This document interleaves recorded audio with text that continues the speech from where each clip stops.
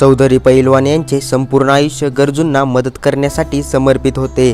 शेवटचे क्षण जवळ आल्यावर त्यांनी मुलाला जवळ बोलावले। मुलगा जवळ आल्यावर त्याला म्हणाला, हे बघ बेटा, मी माझे संपूर्ण आयुष्य जगाला शिकवण्यात घालवले आहे।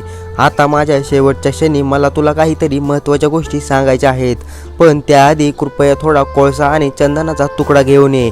सुरुवातीला मुलाला हे खूप विचित्र वाटले, परंतु त्याला वाटले की हा आपल्या वडिलांचा आदेश असल्याने त्याला हे सर्व आणावे लागले। त्याने स्वयंपाकघरातून कोळशाचा तुकडा उचलला। योगायोगाने घरातच चंदनाच्या लाकडाचाही एक छोटासा तुकडा सापडला। ते घेऊन तो वडिलांकडे पोहोचला। त्याला येताना पाहून पैलवान म्हणाला, बेटा, आता या दोन गोष्टी खाली फेकून दे। मुलाने दोन्ही वस्तू खाली टाकल्या आणि हात धुवायला सुरुवात केली।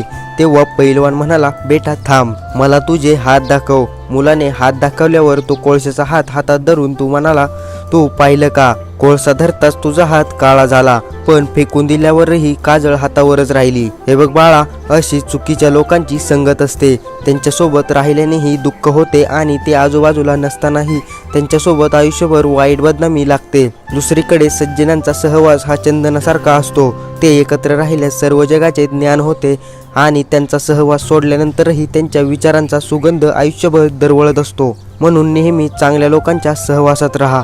तर मित्रांनो, या कथेतून आपल्याला एक शिकायला मिळते की तुम्ही स्वतःच विचार करा की जीवन आपले आहे आणि चांगल्या आणि वाईट संगतीचा निर्णय देखील आपला असावा। तर मित्रांनो, ह्या व्हिडिओविषयी तुमचे मत काय आहे हे मला कमेंटमध्ये नक्की सांगा। धन्यवाद।